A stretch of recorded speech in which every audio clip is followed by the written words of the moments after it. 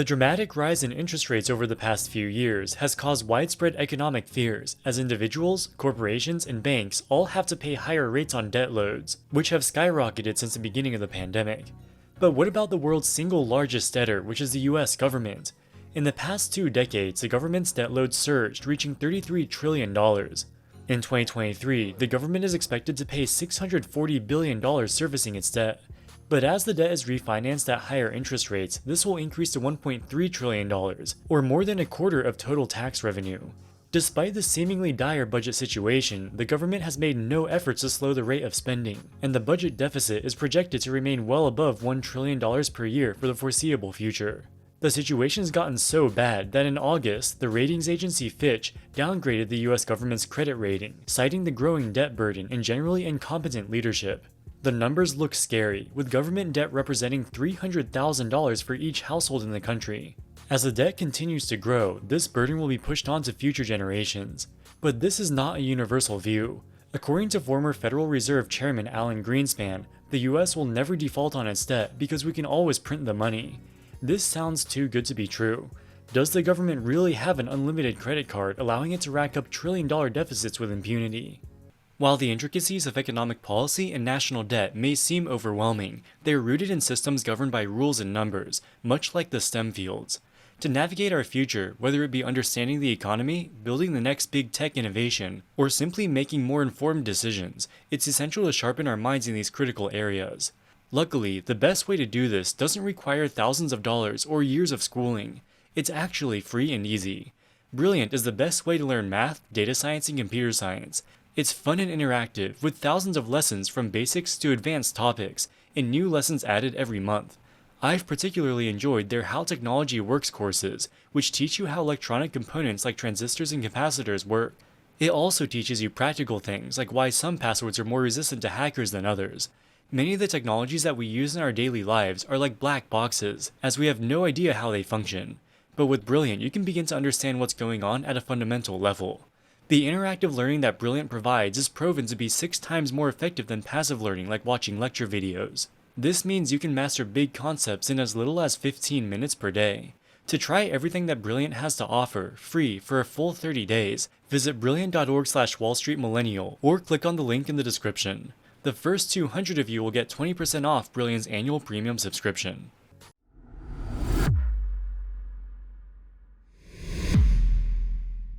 In 2023, the Congressional Budget Office published a long-term debt forecast which raised concerns among media pundits and politicians. The House Budget Committee released an alarmist statement, saying that each household's share of government debt will reach $1 million by 2053. $1 million seems like an unimaginable amount of money for an average household. But what exactly does this mean, and how did we get here? The most common way to look at government debt is as a percentage of GDP. The government raises revenue by taxing the economy. The larger the economy, the more affordable any given debt load is.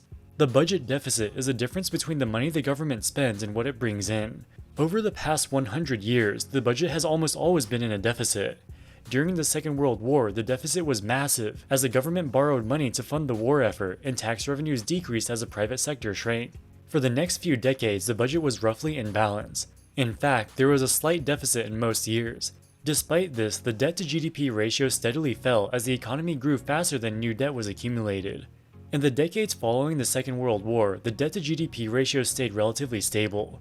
It wasn't until the 2008 financial crisis that we saw a major increase as the government spent heavily on unemployment insurance and various stimulus programs. In 2020, the debt level skyrocketed again as a result of COVID-related economic stimulus, which was unprecedented in scope and scale.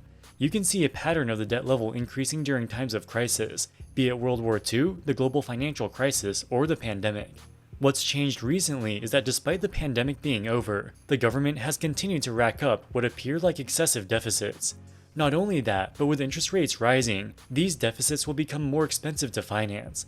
The Congressional Budget Office expects the deficit to increase from about 5% of GDP in 2023 to 10% of GDP over the next few decades, with the majority of this increase coming from higher interest expense.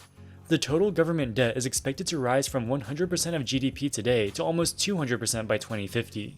Critics of deficit spending argue that we're currently living beyond our means, and eventually there will be a reckoning. Watching the debt clock tick up $1 trillion at a time is viscerally scary, and it seems that at some point we will have to pay for our fiscal irresponsibility with interest. For decades, politicians have leveraged this fear to criticize their opponents, saying that the opposing side's policies are bringing the country to financial ruin. Yet regardless of political party, every one of the past 4 presidents has borrowed more money than the last, and there still hasn't been a debt crisis. Charts like this look scary. It looks like America is recklessly heading towards a self-inflicted catastrophe. But as we will show, taken out of context, figures like debt to GDP can be almost meaningless. And America's government debt situation is not nearly as dire as some TV pundits might want you to believe.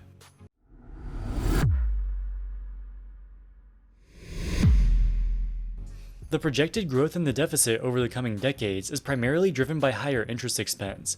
As the level of debt increases, the amount of money the government needs to service this debt increases along with it. So where will this money come from? It will come from issuing even more bonds and further accelerating the rate of debt accumulation. On its face, this sounds unsustainable. Let's say you have credit card debt and you borrow even more money to make your interest payments. As your debt accumulates, eventually you'll reach your credit limit and your card will stop working. It's similar for a corporation. They could issue more bonds to pay the interest on their existing bonds, but as their debt level increases, their credit rating will be downgraded, and investors will demand higher interest rates for newly issued bonds. Eventually, the company's credit quality will become so bad that nobody will lend them more money, no matter the interest rate. At this point, it's game over. If they don't have the cash to make their interest payments, they will go bankrupt. The government issues bonds as well. For the government to go bankrupt, it would need to find itself in a situation where nobody buys its bonds.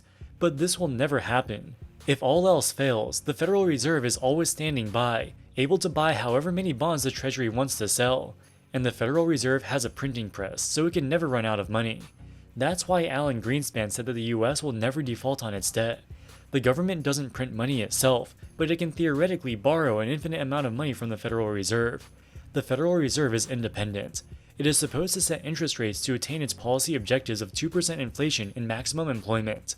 It does not formally have a mandate to accommodate government budget deficits, but in practice, that's exactly what it does.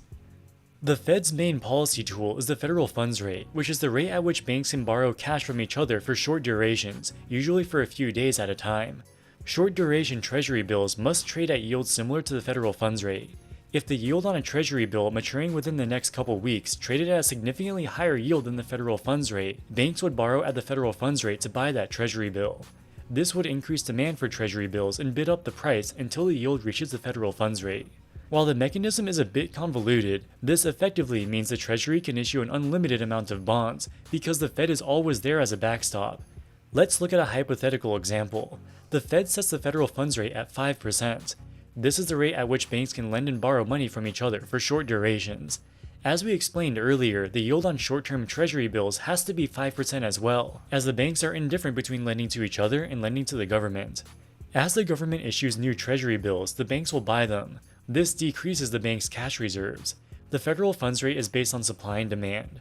As the cash reserves at the bank decrease, they will have less cash to lend to each other and the federal funds rate has to increase. But the banks don't decide the federal funds rate, the Fed does. As the Fed sees the federal funds rate creeping above its target, it will print new money and buy bonds from the banks. This will cause the cash reserves at the banks to increase, giving them the money to buy the newly issued treasury bills. Because the Fed can print an unlimited amount of money, the government can sell an unlimited amount of treasury bills and they will always be able to sell them at or near the federal funds rate. The Federal Reserve does not directly lend money to the government, it's instead laundered through commercial banks. But the end result is the same. Let's use the credit card analogy again. If your card has no limit, you can theoretically spend as much money as you want and always borrow more money to pay the interest. Your debt balance and interest expense become irrelevant because you can always just borrow more money. People have a hard time wrapping their head around this because it sounds too good to be true. How can anyone, even the government, possibly borrow unlimited money? It absolutely is true. All the excitement about the debt ceiling is pure political theater. As long as Congress allows, the government can borrow an unlimited amount of money and never go bankrupt. But just because you can doesn't mean that you should. Alan Greenspan is right that the US will never default on its debt, but excessive spending still has real consequences.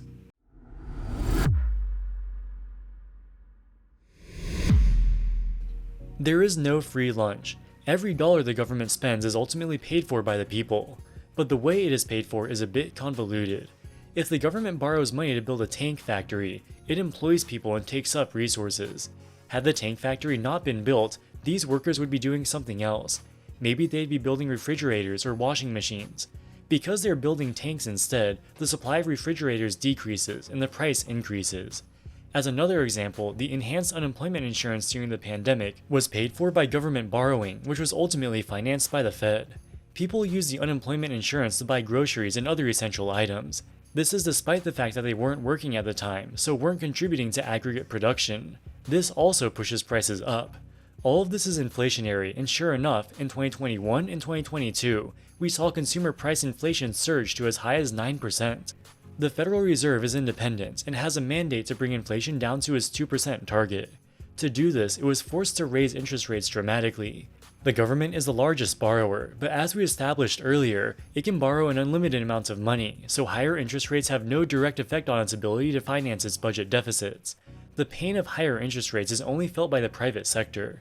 For example, pre-pandemic, the average 30-year mortgage rate for a borrower with a perfect credit score was about 4%. For a $200,000 house, this would cost you about $950 per month. Now, mortgage rates have doubled to 8%. This same house will now cost you $1,500 per month. Thus, now you have to either buy a smaller house or cut back on other expenditures to afford your higher mortgage payment. And everything else you buy is more expensive as well, thanks to the high inflation over the past couple years. When you hear politicians complaining that large government deficits are saddling future generations with an excessive debt burden, they are wrong. There's never going to be a bill coming due for future generations to pay. That's because we're already paying for the government deficits today. Interest rates and consumer prices are far higher now than they would have been had the government not borrowed trillions of dollars during the pandemic. Your mortgage payments and grocery bills are real expenses, just as real as the money the IRS deducts from your paycheck each month. It's just not on your tax return. Even if the government continues to recklessly borrow money, it won't result in a debt crisis. So long as the central bank remains independent, it won't cause hyperinflation either. Instead, it will necessitate oppressively high interest rates, which will hamper investment in the private sector. If the government can borrow an unlimited amount of money, you might wonder, why do we even need to pay taxes? The main reason is that tax rates can be progressive. Most people agree that wealthy people should be asked to pay a larger share of their income than a poor family who is barely scraping by. The cost of high interest rates, on the other hand, is borne equally by everyone, regardless of their ability to pay. While the costs of government deficits are real and should not be forgotten, the US will not find itself in a debt crisis, at least not anytime in the foreseeable future. If we look at government debt crises in recent decades, they almost always result from one of two reasons, neither of which are applicable to the US. For example, Greece had a disastrous debt crisis between 2009 and 2018, which saw multiple defaults and draconian austerity programs. Greece is a member of the Eurozone. They don't print their own money, so their central bank cannot act as a backstop in the way that the Federal Reserve does for the US. Greece's government finances are much more comparable to that of a private sector company. They can go bankrupt if investors decide they have become too risky and refuse to continue lending. Countries with their own currencies can also have debt problems. For example, both Turkey and Argentina are currently suffering from extremely high inflation and collapsing currencies. In both countries, the central banks are not sufficiently independent. The government was running large deficits. In such a situation, the central bank should have raised interest rates to slow down the private sector and effectively make room for the large government spending. But instead, the government pressured the central bank to keep interest rates low to stimulate the private sector. They were trying to have their cake and eat it too. The results were predictably disastrous. The situation in Argentina is even worse. They also wanted to finance budget deficits without burdening the private sector with high interest rates. The way they did this was to issue bonds denominated in US dollars. This influx of foreign currency allowed Argentina to finance its debts without needing to increase its own currency supply, which would necessitate higher interest rates to keep inflation stable. The problem is they had no realistic plan of how they were going to pay back their international creditors. They resorted to printing pesos to buy dollars.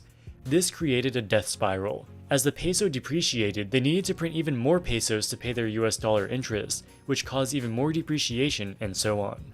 The US is in a completely different situation. The central bank is independent. They have aggressively raised interest rates in the face of above-target inflation. This will prevent hyperinflation, regardless of how much money the government continues to borrow. Alright guys, that wraps it up for this video. What do you think about the US government's growing debt? Let us know in the comments section below. As always, thank you so much for watching and we'll see you in the next one. Wall Street Millennial, signing out.